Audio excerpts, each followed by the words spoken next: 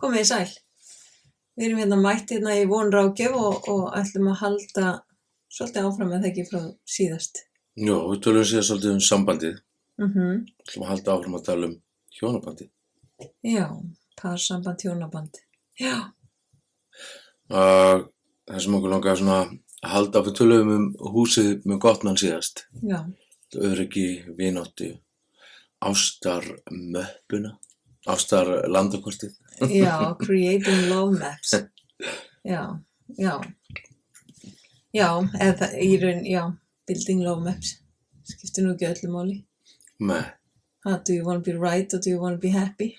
Já, ég vil alltaf hafa rétt fyrir mér. Mér finnst það mjög gaman. Já, ég er meira í því að halda öllu góðu. En þetta er góð spurning.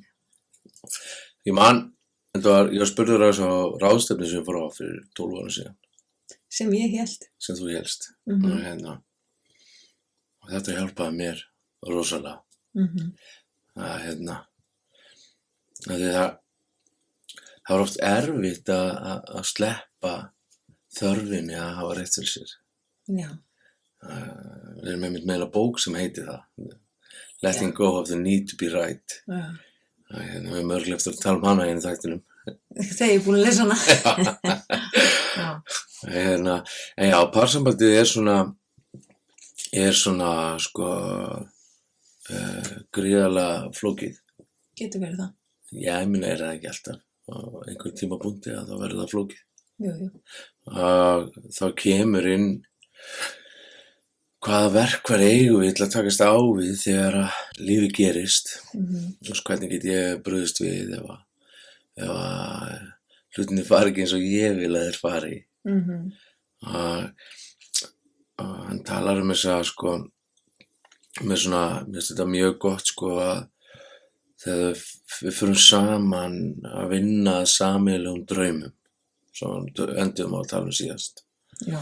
Og svona þessi sameiginlegi tilgangur, sameiginlegi hvati hjónabandsins. Eða ekki? Jú. Já. Þegar það er eitthvað svoleiðis í gangi, það segir til að parsambandið eða hjónabandið sé gott þegar að búin að hafa traustið og skuldbindinguna og út með alla þessa hluti, hvernig tökumst við á við ágreining, hvað gerum við þegar að út af bregður. En hann talar þessa 4 reiðkappa. Já, akkurat. Ég man nú ekki hvort við fórum inn á það síðast en kannski er einhver hér að hlusta sem ekki hlusta síðast en þessir 4 horsemen eins og hann kallar þá. Þetta er sko Gottmann hjónin, það er fólki sem að vísi. Já. Að þau sem sagt eru búin að rannsaka parsambandi í svolítið mörg ár. Yfir 30 ár, jafnvel 40 ár. Og hann Gottmann, hann sagði ég get setið með fólki og þau geta fengið 15 mínútur og þau tala síðasta ágreining og með 91% hvað segir maður sem hann hefur rétt fyrir sér 91% tilfella getur hann sagt til það hvort fólk muni skilja og jafnvel hvenær. Wow. Og það sér hann að því að hann leitar eftir 4 ákveðnum einkennum sem eru þessir reiðkappar og horsemen. Þetta er the 4 horsemen of apocalypse. Já. Sem er eiginlega bara heimsendis. Já, akkurat. Fyrsta er gagnrýni, menn er ekki gott að gagnrýna. Þetta er rýnandi gags, þetta er skemmtilegt orð. Já, akkurat. Sko, gagnrýni getur nefnilega bara alveg verið fín. Já. En oft í parsambandi þá er hann hinum megin við girðinguna. Já. Þess að ekki endilega rýnandi gags. Heldur vera að benda á og þetta getur verið, bara, ég meina gagnrýni getur verið til dæmis, ég baði að fara út með rusli í morgun og ég sá þú voru ekki gert það en gætur kannski verið búin að því bara fyrir klukkan 4. Þetta er svona kannski rosalega mild og gott. En svo getur þetta verið eitthvað eins og svo ertu ekki ennþá búin að fara út með ruslið. Þú fer aldrei út með ruslið. Þú gerir aldrei og svo getur fyllt hvað sem á eftir, ekki satt. Og hvernig sko myndi hinn bregðast við? Hann myndi alveg pottið segja, heyrðu, já, þú svona athugull, mikið þetta rétt hjá þér. Ég bara ger þetta aldrei.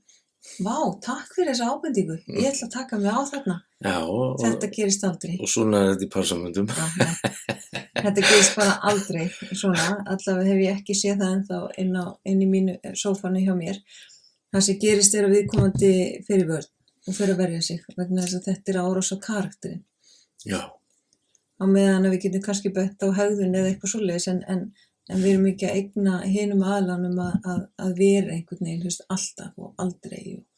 Nei, það er þessi stóru og sterku lýsingarorð sem eru algjör óvinur. En sko, er þetta ekki yfirleitt þannig að þegar eitthvað setur út á mig, þá langar mig að setja út á hann. Þú veist, þá fer ég í skömmina og ég reyna að finna eitthvað að hjá viðkomandi til þess að ég þurfi ekki að horfast í augu við það sem í, sko, þetta einhvern veginn, sko, og það sem mér er svo æðislegt í EFT, það fer alveg gjörsamlega hinum megin að öllu svona. Og þannig náum við, sko, þessari tengingu og þegar að, sko, ég veit ekki hvað gott orðið confrontation, en það svona þegar við komum og við segjum sannleikann í kærleika, en sko, þegar að confrontation leiðir til dýpri tengingar og það er það sem að, sko, ja, þetta er svona uppgjör, þetta er sko, herðu, ok, ég segjum bara sem svo, þú veist að, tökum bara þetta rusl, það er ágætis, hérna, við stöðum að byrja á því. Ég segi eitthvað eins og, ástu mín, ég veit að þú eru örugglega bara gleymt að fara út með ruslið, en ég upplifi bara að þú sért að reyna að láta mig gera það sem að þú ert að gera með því ég upplifi bara að þú sért að svona kasta svolítið ábyrgð á mig þegar þú gerir ekki það sem að þú ætlaðir að gera. Getur það verið? Eða eitthvað eins og ég veit að það sem að ég hef fundið með pör sem að ég hef verið að vinna með að leiðum að tekur úr þessu ásetningin, sko. Þú veist, ég veit að þetta er ekki illa meint. Ég veit að ásetningur þinn er góður. En getur við rætt þetta með ruslið? Að því að, þú veist, þannig að, og þarna, sko, erum við ekki að ráðast á persónleikan eða karakter maka okkar. Já. Og gagnrýnin einhvern veginn, sko, þessi gagnrýni sem við erum að tala þessi, sko, þessi árás á persónleika eða karakter. Já. Já, vegna þess að það er eitt að kvarta yfir hlutunum, sko. Akkurat. En svo er það þessi gagnrýni sem að er á karakterinn. Og leið og við gerum það, þá bara, þú veist, fer varnarkerfið okkar af stað. Akkurat. Þegar við erum gagnrýnd og ráðast á karakterinn, þá gerist það bara. Það er bara í undirmeðvitundinni að þá bara rís það upp og við svörum ekki, langoftast ekki, skilurðu, við séum bara alveg í brúnni með fulla meðvitund, að þá svörum við ekki, já, þú veist, athugul, já, þetta er rétt. Þetta fyrir bara beint í að vera okkur þegar við upplifum að á okkur sé ráðist og sem bara er oft. Já, og þá einmitt kemur svolítið sterkt inn einmitt þetta, sko, að hvað get ég gert? Segjum að ég er sá sem á er ráðist. Og sko að því að, sko, í raun og veru er þetta fyrir mér þessi keppni að grípa ekki boltann, sko. Þú veist, sá sem að lætur boltann detta niður í stæðan fyrir að grípa hann og kasta tilbaka. að hann svolítið að hjálpa parsambandinu, ekki satt? Jú. Þannig að þetta snýst alltaf svolítið mikið viðbragð. Þú veist, hvernig bregst ég við? Fer ég í sársauka minn? Fer ég í, svo erum við með alls konar grunnlygar hjá skjalakallinum eins og sem þú talar síðast sem að, þú veist, rosa margir, ég ekki nóg, þú veist, ég slæma stelpan eða slæmi strákurinn eða, þú veist, ég alltaf með þetta alltaf að koma fyrir mig eða fórnarlamb eða hvað sem og við förum í þennan fórnarlamb skýr, en við getum líka, þú veist, í staðan fyrir að segja að þú ert alltaf að ásaka mig að vera ekki að fara út með ruslið. Þú veist, ég fæ aldrei frið til að sitja bara hérna í sófanum. Að þá getur maður sagt eitthvað eins og þú nátt sagt til mig, ástu mín, alltaf. Ertu að segja að ég sé alltaf svona? Og maður getur farið í þetta, í þessa tengingu við makann. Og gott maður talar þetta, þú veist, ég upplifi að þú sýnir mér ekki virðingu. Þó að ég veit í hjartanu að þú viljir sýna mér þessa virðingu, að þá upplifi ég það samt.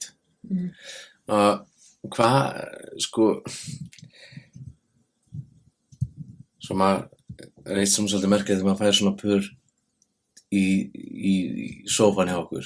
Þú veist að við byrjum að tala við þig. Og ég upplifi stundum að þau eru svona að bíða eftir hver hefur rétt fyrir sér, þegar að fólk fattar að báðir hafa rétt fyrir sér, sem í langflestum tilfellum nema þessu ofbeldissambandi eitthvað svoleiðis, að því þín upplifun rétt, annars að mín upplifun rétt, ekki satt, að það hjálpar fólki rosa mikið að komast úr þessari gagnrýni, ekki satt?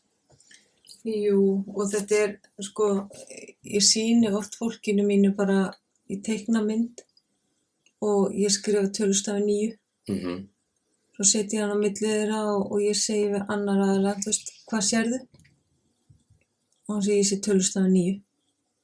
Og ég segi við hinn á móti, já, hvað sér þú? Ég sé tölustafi 6. Þetta bæði 6 og 9. Veist, þetta sama myndin, en þú sjá hana bara með mismunandi augum. Já.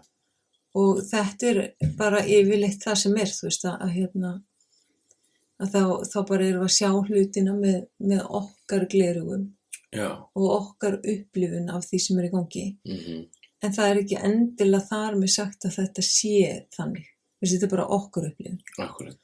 Og þegar ég segi það, þetta ekki endilega þannig, þá meina ég, þú veist, að ég kannski upplifi það að maki minn sé einhvern veginn að gera minn hlut, en þá það ekki endilega þannig. Já, langt í frá. Að því eins og sagðir áðan, þú veist, að þá oft þetta eitthvað sem í bakgrunnum okkar, eitthvað sem við komum með svona fjölskyldu arfurinn, eitthvað sem við höfum upplifað, lent í eða eitthvað. Já. Þetta triggerar oft einhvern sársauka og þar lendi rökkum við í gírinn að halda þessi verið jafnvel að brjóta okkur. Akkurat. Og þarna kemur bara inn að fólk kann ekki að tala sama tungumáli. Og ég segi líka oft mitt fólk, að ef ég tek flugvél núna bara og lendi í Kína morgun og þar stendi ég bara í Kína, að þá tala ég ekki endilega kínversku, ég kann hann ekki. Ekki einu sinni þó ég sé í Kína og ég bara geta það ekki. Og alveg saman hvað ég reyni, skilur. Og ég þarf bara að bjarga mér því sem ég kann. Og það eins með í parsambandi, við kunnum ekki að tala endilega þetta tungumál. Nei. Við kunnum bara það sem þú veist, við höfum lært. Og við gætum bara þurft að læra algjörlega nýtt tungumál.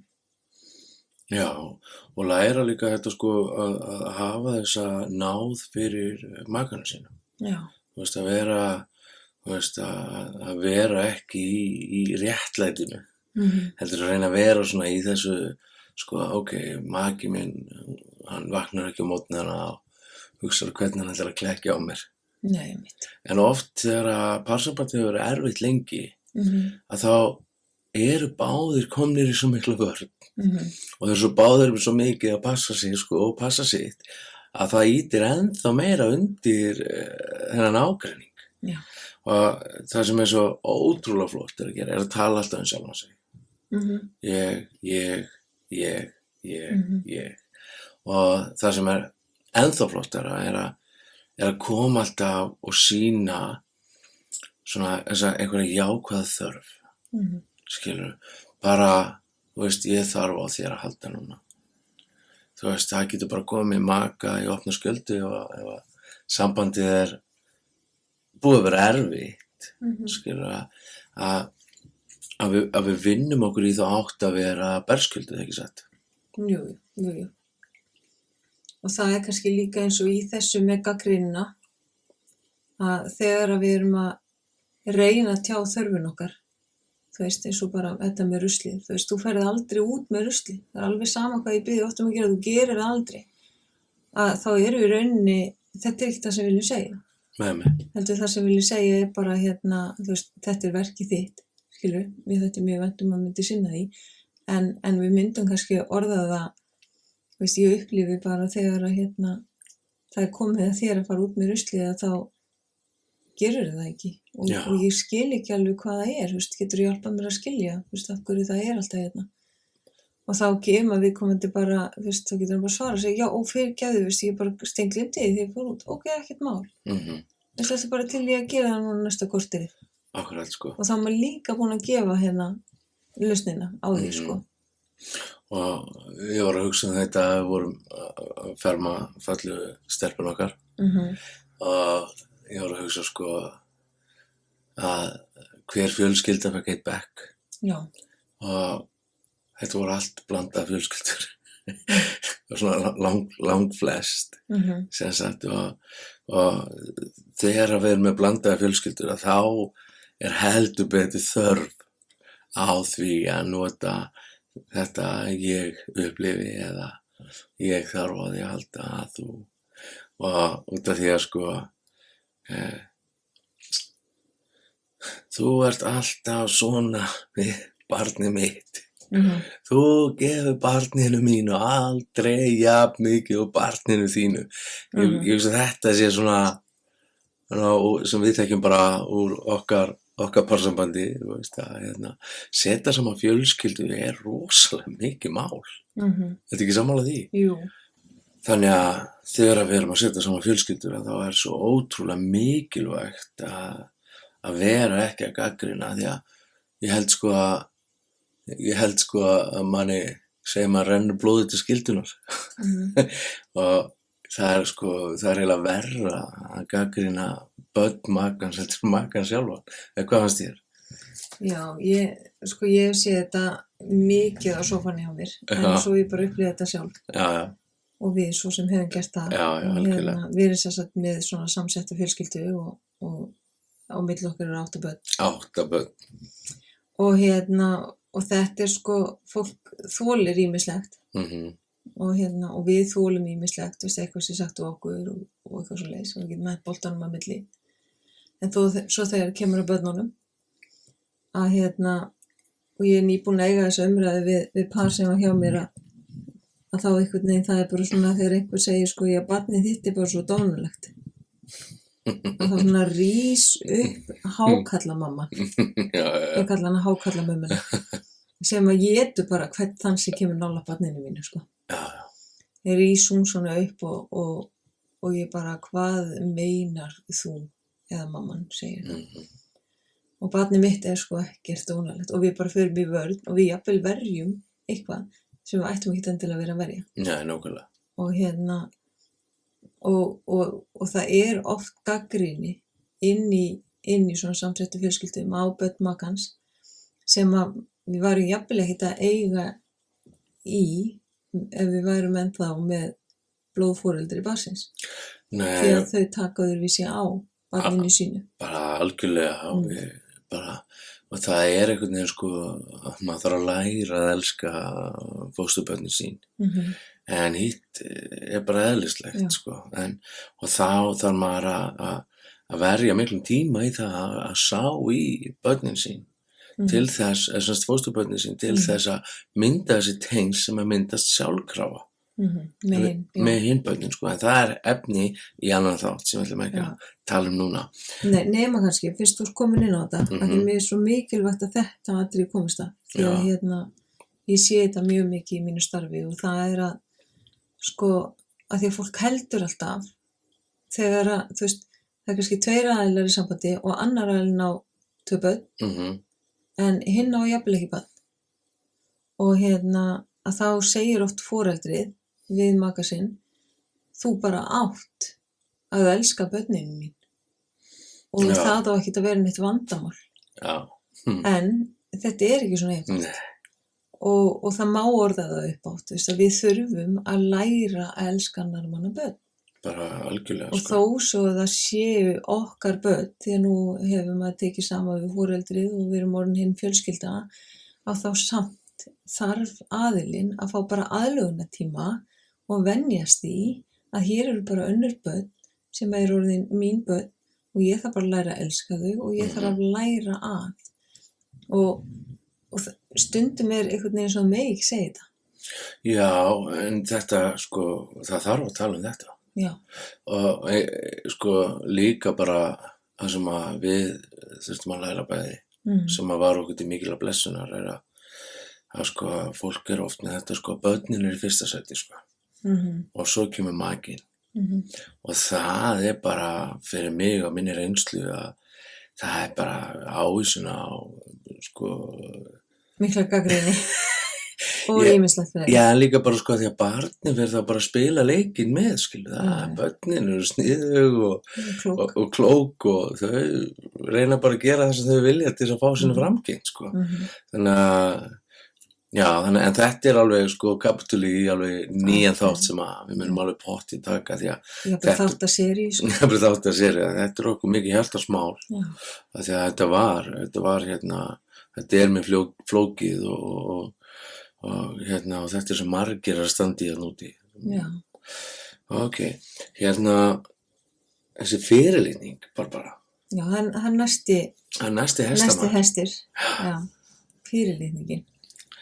Þú veist, þegar ég er orðin svona, þegar ég er farin að, þú veist, ég ræðst á sjálfið þitt með þeim tilgangi til að móðga þig eða misnota þig tilfinningalega eða beita andlegu ofbeldi og og það er svona þegar er komin þessi maður sér þetta þegar fólk kemur og sest í sófanni og hjá mér að þá sé sko það er að lesa rosa mikið í hvernig þau setjast niður hversu nálægt sitja hvert öðru og svona oftast kemur fólk allt of seint og fyrirlitningin er löngu komin og maður sér það bara í sko líkamstjáningu fólks og sko hafa ekki tolerans fyrir makanum sínum og eru svona að reyna að ýta á til að reyna að fá viðbrögð eða hvað. Já, og líka bara það sem maður sér mikið er svona, ég rúlla svona augunum einhvern veginn og bara, byrjar hún enn eina ferðin að tala um þetta. Ætlar ég alveg að fara að draga þetta upp og ég bara, ég minn vorum við ekki búin að afgreiða þennan hlut. Já, nákvæmlega. Þannig að byrja aftur þess. Og svo jafnvel sko segir hinn aðalinn eitthvað þá kemur ég get það. Það er þessi framkoma. Og þetta sko, þetta er eitt það versta, segir Gottman. Það er þessi fyrirlitning. Já. Þegar hún er komin þá er erfiðast að ná fólki tilbaka en það er samt hægt. Já, ég held sko að líka sem fólk segir oft á sófanum þá segir oft sko hvað, þú veist, er eitthvað von fyrir okkur þú veist, er hægt að redda þessu að sko mín reynsla er svo að í langflestum tilfellum er þetta fín stillingar þetta eru stillingar á hvernig við tölum þú veist, hvernig við bregðumst við hvað við gerum þegar við erum undir álagi þú veist, eins og þetta þegar að sko Gottman talar þetta sko, við maður byggja upp þessa menningu á að meta hvert annað. Já. Þú veist, og myndu sjálfan þig á jákvæðu hæfileika makaðins og finndu fyrir þakklæti fyrir jákvæðu verkin þeirra. Þú veist, og það hefur verið að gera rannsóknir á þakklæti sem að sko komið það, sýndu fram á það að þakklæti er óbúslega sterkt vopn í lífshamingju. Og þannig að ef að við getum þá, þú veist, ef við erum komin á þann stað að við, þú veist, þolum ekki makan okkar, það er örugglega fullt af fólki þar. Já. Og að þá, þú veist, byrjum að horfa á það sem þau gera vel, reynum að finna eitthvað eitt, þú veist, sama hversu lítið það er og fókusum svolítið á það. Ég man eftir því að ég heyrði viðtal við einn mann sem var 85 ára gamall og hann var búinn að vera giftur í, ég man ekki, 70 ára eða eitthvað, sko, þetta var eitthvað alveg fáránlega langur tími, sko. Og hann var spurður hver er lykillinn að þessu, og ég held að konuna sá hann var dáin þegar var tekið viðtal við hann, og hann sagði sko að það var alltaf þegar ég horfði á konuna mína, það var eins og ég var að horfa á hann í fyrsta skipti. Þú veist, hann tapaði ekki þessum neista, og þarna er ekkert pláss fyrir fyrirdæminguna, skilur, að því hún er áunnin eða eitthvað. Já, og kannski líka þarna, þú veist, eins og varst að tala um að, þú veist, hvernig getur maður breytt þessu, þú veist, hvernig er það hægt, hvernig get ég, þú veist, hætti einhvern veginn að fyrirlíta maka minn eða, þú veist, hvað, að því fólk tekur ekki endilega eftir því að þetta sé það sem það er að gera. Nei, alls ekki. Áttar sig ekki á hegðunni og hvaða afleiðingar hún hefur. Alls ekki. Að þá er það einmitt þetta bara með þakklætinu. Og oft á tíðum að þá þurfum við bara einhvern veginn svona eins og að trekkja okkur í gang. Og með því bara að, og þetta er of kjánalegt, ég segi fólk, þetta er of kjánalegt þegar maður er að hefja þessa göngu. Og þá svona bara til dæmis eins og, heyrðu, takk fyrir hérna að hafa tekið uppvaskið í dag. Og þá jafnvel, já, hann býtu, hvað meinarðu, ég, þú veist, hann á alltaf að sjá uppvaskið. Já, en taktu samt eftir að hann gerir það og þakkaði fyrir það. Akkurat. Skilurðu, því að við þurfum svolítið bara líka að, þú veist, við erum komið með eitthvað svona attitút, þú veist, í okkur. Og þetta er svona eins og hálfgerður veggur bara. Það er svo erfitt einhvern veginn að komast yfir hann, eða taka niður. En þarna þarf maður bara að læra. Og þakka fyrir bara þessa litlu hluti líka. Algjörlega. Og ég man að hann talaði um það, hann Gottman, sko, þú veist, við erum ekki oft að tjá þakklæti okkar. Þú veist, við erum ekki oft að tjá huga okkar bara. Og þetta er nú svo sem önnur hæð sem ég ætla að vísa í, en mér finnst gott að það komið fram, og það er að hann var að taka viðtal við par og sem hafði verið gift í 17 ár. Og hann segir við manninn, hann segir sko, á fyrsta stefnumótin ykkar. Já. Og þú veist, þegar þú horfðir á þessa konu sem satt fyrir fram að þig, þú veist, hvað hugsaður? Hann segir, vá, já, ég maður skvart í því. Þetta var bara flottasta kona sem ég hafði séð. Og hún var bara svo allra skemmtilegasta og hún var svo hnittinn og bara, þú veist, af öllum konum sem ég þekkti einhvern veginn að þá bar hún af. Og það var þetta við hana og hitt við hana og svona, einhver upptalning. Og hann sagði, vá, þetta er æðisleg lýsing. Og hann bara, já. Svo sneri hann sér að konunni og sagði, vissur það? Vissur hann að við hugsa þetta? Og hún sagði bara, nei. Ég hef aldrei vitað þetta í 17 ár. Vissi hún aldrei hvað hann var að hugsa. Og hann sagði, gott, menn þarna áttu við okkur á því, þú veist, þegar við erum að gera þessar rannsóknir, að það á ekki að vera í hug okkar, svo margt sem við erum að hugsa alltaf.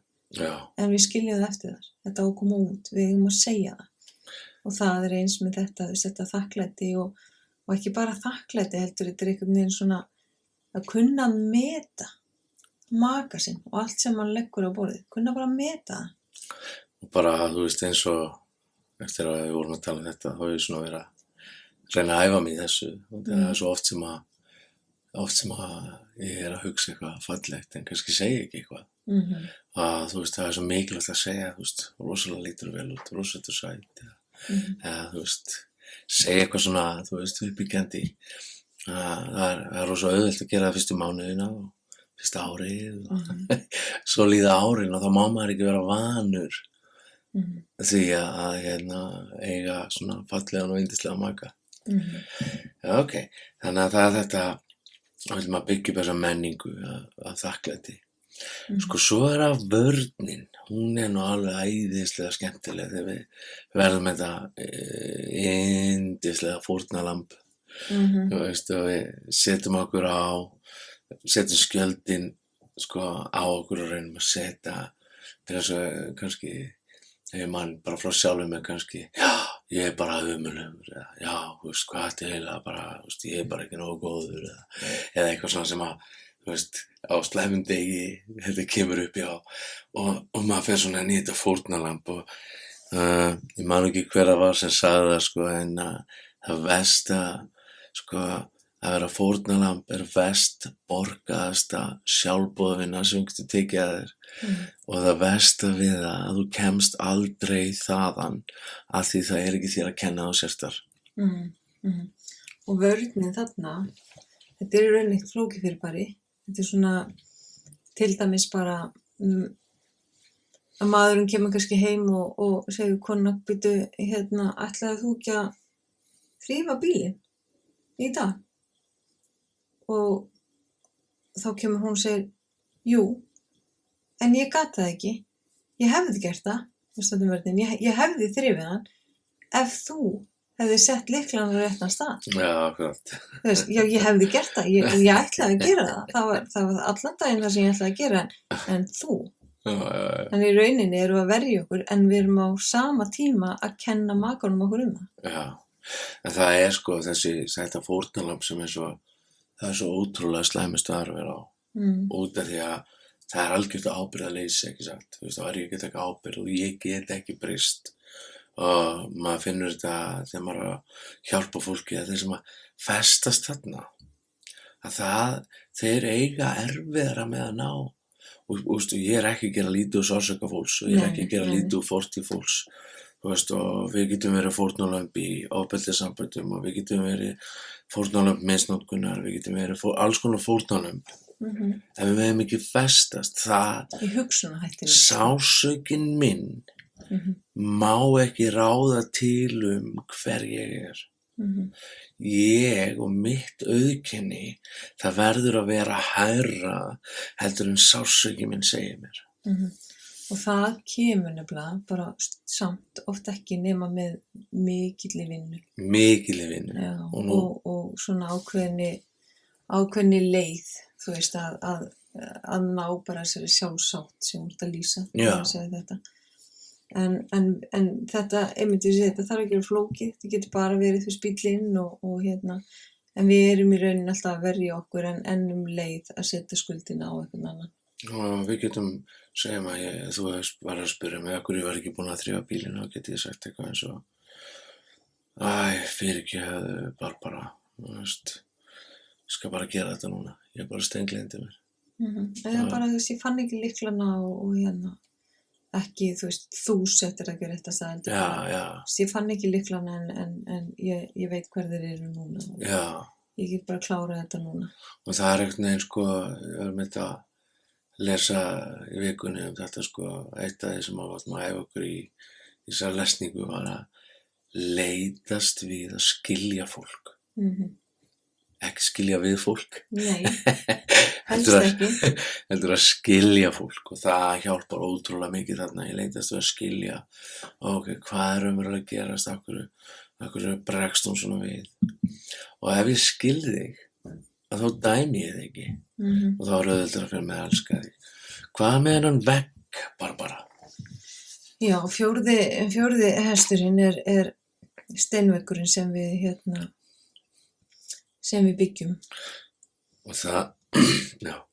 Og sko, við gerum þetta sem sagt, þegar við erum svona drögum okkur út til þess að forðast einhvers konar ágreining og einhver átök og í rauninni er þetta sko það sem gerist með þegar par er að tala saman eða tveir einstaklingar bara að tala saman og annar að gefa til kynna, hann að hlusta, þá hann svona, hann nikkar höfðinu og hann segir já, akkurat, já, einmitt, hann gefur svona til kynna að hann að hlusta.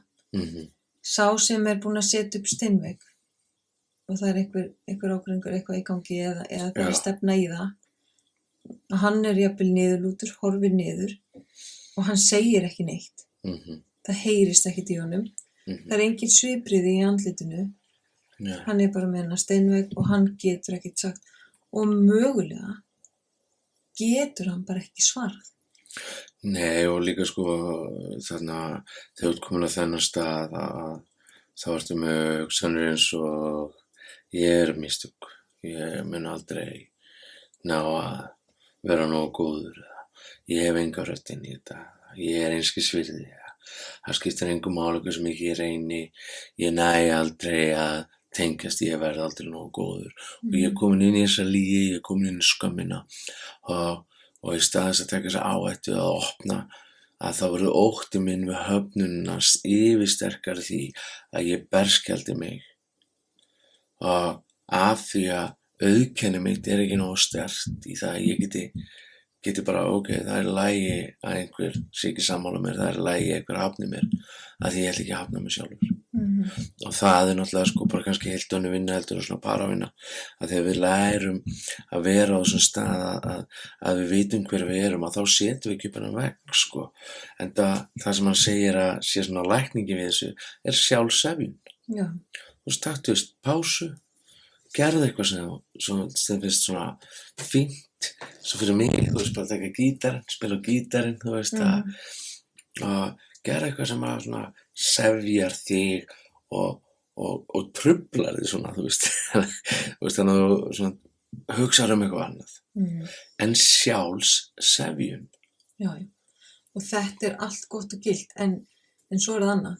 Og segjum að við bara sitjum hérna núna og það eitthvað svona ágreiningur á milli eða eitthvað og ég set upp steinvegginn að þá fer ég ekki bara í sófan og tek upp prjónana eða tek upp gítarinn. Við þurfum líka að læra annars konar sem við getum notað í aðstæðum og þarna kemur inn sterkt sko áfallafræðin. Og þar við með nokkur verkfæri til þess að ná þessu þannig að við getum gert það á augabragði. Og það bara nokkrar leiðir til þess og ein þeirra til dæmis bara þú veist það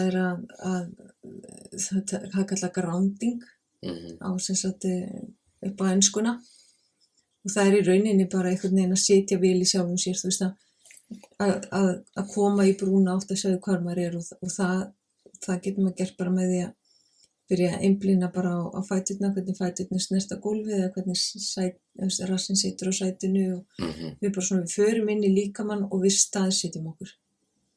Þú veist, hvar ég akkurat núna? Þú veist, hvað að gerast innan með mér núna? Þú veist, af hverju ég að upplifa það sem ég upplifa og við finnum tilfinninguna, þú veist, við leitum á tilfinningunni, við erum ofsalega lítið svona kognitív, þú veist, í hugsanaganginum vegna þess að við erum alltaf að reyna að leysa allt þar. Þetta fyrir við svona inn í líkamann og við staðsetjum okkur bara hvað tilfinningar hérna. Þetta kvíði, þetta ótti eða það yfirleitt það sem stendur fólki í þrifum í svona og það einhvern veginn að ná að losa það. Og þetta þarf ekki að taka langan tíma. Nei, og þetta ein leiðin að gera þetta svona og svo bara hægt að segja eitthvað eins og þú veist að nú þarf ég bara þú veist, mér líður ekki alveg nógu vel. Ég að taka bara smá tíminn að breyka og aðeins að hugga sjálfa mig, svona sefja sjálfa mig. Þú veist, þetta var ekkert með því að gera ástíminn, þetta var allt með mig að gera. Þarna, í staðan fyrir sko, þú ert alltaf, en nú þarf ég bara þú veist, að loka mig af því að þú ert svo erfið. Skilurðu þú veist að þetta alltaf ég. Þú veist, og ekki það að vera sjálfselsk. Þetta verður með sjálfsvitund. Ég núna að upplifa bara að ég á ekkert í þetta og það hefur allt með mig að gera. Ég ætla að draga maður hans frá í 10 mínútur korter. Þú veist, og 10 mínútur korter ekki í átökum að gera eitthvað annað, Mhm. koma tilbaka, þú veist, að þá komum við bara ekki í háa síðanu tilbaka. Já, já, og það er ákveðin hæð líka í húsinu, þú veist, þetta er svona hvernig við lausn ágreinings. Já, En inn í svona aðstæðum held ég það sem annar er búinn að setja upp hennar steinvegg, að þá ætti hann mjög erfitt með að koma svona út. já, út af því að sko auðkenni það, af því hann er að trúa lyginni sem er í gangi, sko, hann er búinn að eigna sér þessa lygi, það elskar mig enginn, eða ég er ekki með þeim verðleikum, eða, þú veist, og í raun og veru er búið að fanga auðkenni hans með einhverju svona lygi, eða hvað. Jú, og þetta er allt að gerast bara í undirmeðvitund. Já, þetta er ekki að fatta þetta. Nei. Og þess vegna segi ég, þú veist, að sá sem er búinn að setja upp steinvegginn, hann ætti mjög erfitt með að segja, heyrðu, nú þarf ég nú smá breyk, að þeim getur ekki tala, að þeim getur ekki tjá sig, og þar lendi þarf þetta að koma svolítið innan frá þessi lausn. Og það er svolítið, mér er svolítið spaugilegt að heyra okkur tala þetta vegna þess að í okkar bara, þá er ég þessi sem setja upp steinvegginn, sko. Já. Og þú ert meira hinn sem vill laga og hvernig get ég komið þér út úr að þess að segja, þau sá sem er með steinvegginn, að hann á mjög erfitt með að komast út, nema leysið innan frá. Já, og það er samt þessi sjálfsvitund, þessi, þú veist, oft er þetta einhver gömul lærð hegðun sem oftast kemur úr uppeldinu. Já, og þegar maður segir úr uppeldinu þá meinum við kannski frekar svona á uppvaxtarárum. Já, uppvaxtarárum. Já, vegna þess að þetta er einhver hegðun sem við höfum lært einhver tímapunkti sem að virkaði einhver tíma. Já. Og þess vegna grípum við hann. Já, bara ef ég dreg mig til hlés, þá nær þú ekki að særa mig. Ef ég bara fer alveg út í horn, þá nær þú ekki að gera mig neitt og ég er bara örugg. Og ég ætla bara að vera og þá getur enginn gert neitt um mig. Skilur. Og sem er í sjálfu sér ofsalega fallegt á einu tímapunkti. Akkurat, þú lítið barn eða úlingur eða... Já, vegna þess að á einhverju tímapunkti bjóstu til aðferð til þess að vernda sjálfa þig, og þetta er það sem kallað svona kópanismi, hvernig við bara einhvern veginn lærum að lifa af. Já. Og það er í sjálfu sér mjög fallegt, en þetta er ekki að gagnast í parsambandi lengur. Nei, og líka bara sko að leið og ég dreg mig til hlés, að þá er það fyrsta sem maður þarf að vinna með út af því að sko þá er ég að segja ég vil ekki tengingu, og þegar það er ekki tenging þá er ekki parsamband. Skilur, þannig að þetta eru æðislegir hestamenn. Já. Reiðknapar. Já, og það er það, en það er svo gott, þú veist, að þegar maður er í parsambandi eins og núna er fólk að hlusta á, og ef þið er að tengja við eitthvað þessu, en svolítið, ok, þú veist, það er kannski ekki spaugilegt, en þú veist, stofan okkar er upp í Hlíðarsmára og rétt fyrir ofan sýslumannin. Þegar fólk átt að segja það með þessa 4 reiðknapa í sínu sambandi, þá þýðir ekki að við ætlum að senda þið niður í göttuna og þar getur það fyllt út skilnaðarpappíra, heldur þýðir það þegar að fólk er sest á sófann, að þá er hægt að vinna með þetta. Og við þurfum stundum að fá lána dómgreind bara hjá þriðja aðila sem er að þekkja þetta, sem kann að hjálpa fólki út úr, því að bila lagar eitt bila. Nei, og líka bara sko, bara fólk sem er í parsambandi eða hjónabandi og er að fara að skilja. Svo yfirleitt, maður fær fólk til sín og það, já, veist, þetta er bara búið og bara ef að báðir aðilar vilja vinna með sig, ef að báðir aðilar vilja vinna í hjónabandinu, þá er einfaldara að greiða úr flækjunni heldur en að hætta saman og fara svo inn í annað samband, og yfirleitt segir konan, ég mun ekki fara inn í eitt annað samband. Það er stundum svo. En það er því miður ekki þannig. En í flestum tilfellum að þá verður annað samband til og þú veist ekkert hvað þú færð, þú veist ekkert hvernig sá maki tekur á börnunum þínum eða hvernig börn hann á. Þú þekkir aðstæðuna sem þú ert í dag og sko, og sérstaklega fólk sem er bara með sín eigin börn og ætlar að fara að skilja, engin auka börn, að það verður mun flóknara næsta samband að öllum líkindum.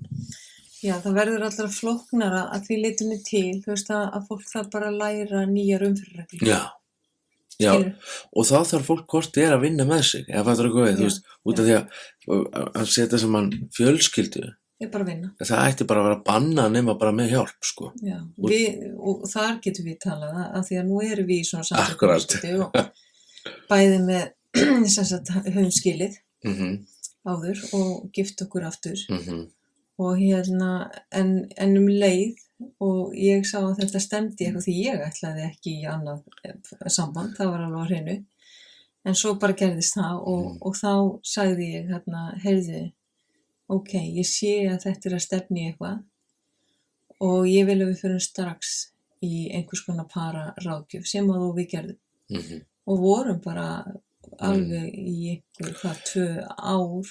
Ekki bara það, og svo er náttúrulega verið að skoða þetta, læra þetta, lesa þetta og að vera að vinna með okkur sjálf, vinna með okkar auðkenni og allt þetta hjálpa til, sko, en þetta er búið að vera góð þáttur, ég elska þig. Sem leið. Og við ætlum það sem ég ætla bara að segja er að, þú veist, að það er alltaf von. Já. Það er alltaf von og það er alltaf til betri leið. Og þið getið senda okkur mail á baldur@vonráðgjöf við erum einhverjar spurningar og við erum engin sérfræðingar en við getum samt alveg leitast við að hjálpa fólki og ástæðan fyrir við gerum þetta podcast og svona til þess að koma þessu út til fólk sem að kannski myndi ekki koma í ráðgjöf eða heldur að það sé eitthvað skrítið að koma í ráðgjöf, þannig að svona normalisera ráðgjöfuna svolítið þannig að næst ætlum við að tala um EFT. Já, Emotional Focused Couple Therapy. Já, spennandi. Mjög spennandi en hafið það gott. Takk.